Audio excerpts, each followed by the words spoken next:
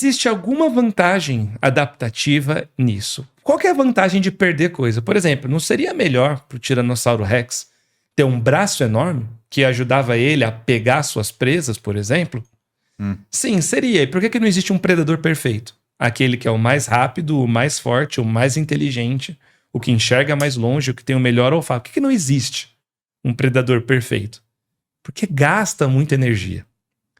Tudo na evolução gira em torno de eficiência e economia de energia.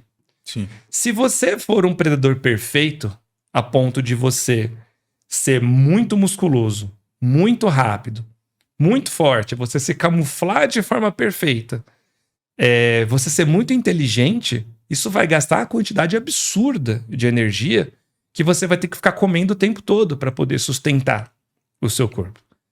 Então, uma das hipóteses que a gente tem é que essa ausência de certas estruturas, elas acabam sendo uma vantagem evolutiva porque elas economizam energia.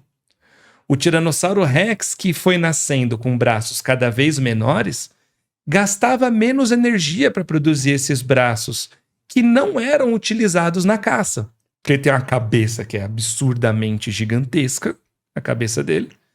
E a estratégia de captura de presa dele está vinculada ao crânio. Então, diretamente a dar uma mordida ali na presa. Então, os braços não tinham muita função. Outra ideia de por que o tiranossauro perdeu os braços tem uma hipótese que é até engraçada, que é o frenesi alimentar. Você já viu crocodilos comendo ao mesmo tempo? Quando junta vários crocodilos, tem uma presa na água. Um boi, um gnu caiu ali. E junta vários crocodilos despedaçando.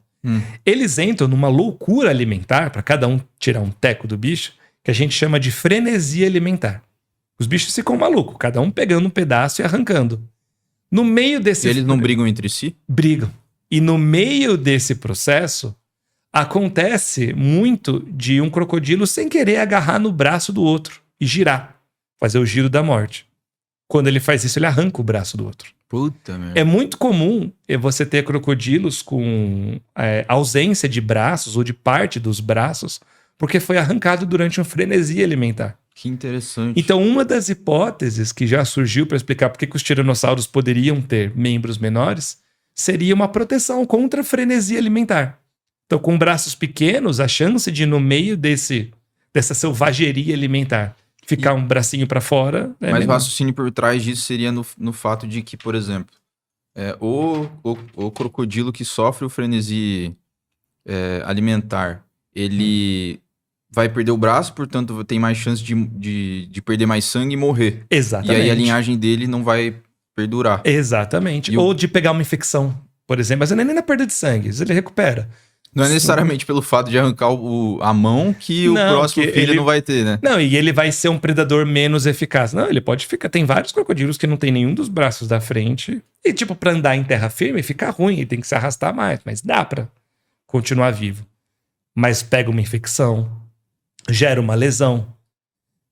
Muitas vezes, lesões profundas no nosso corpo, se tem principalmente rompimento de ossos, acaba liberando medula, parte da medula na corrente sanguínea, e isso gera uma sobrecarga dos seus rins, porque gera uma liberação de muita proteína de uma vez no seu... grandes proteínas na sua circulação sanguínea, e acaba às vezes sobrecarregando, meio que impedindo o funcionamento correto dos rins. E aí ele pode ter uma insuficiência renal, por conta disso ele acabar indo a óbito. A gente esquece o quanto que a gente está vulnerável na natureza. Cara, na natureza, muitos humanos antigamente morriam com um corte no pé. Sim. Cortou uma parte da mão, gangrenou. Gangrenou, você tem uma infecção que vai passar por todo o seu corpo. Vai morrer. Então, só que hoje em dia, como a gente tem medicina, a gente esquece que mesmo ferimentos muito leves podem ser fatais na natureza. Então, no caso dos dinossauros, você tinha isso. Talvez no Tiranossauro Rex. Outra coisa que a gente compartilha com eles, mas aí é uma evolução convergente. O que é uma evolução convergente? É quando duas linhagens diferentes, que estão afastadas há muito tempo, acabam criando adaptações parecidas para enfrentar os mesmos desafios. Então, por exemplo, um golfinho e um tubarão têm o corpo parecido, mas eles não são parentes próximos. Sim. né? Tem um corpo parecido porque para viver na água você precisa ter um corpo hidrodinâmico.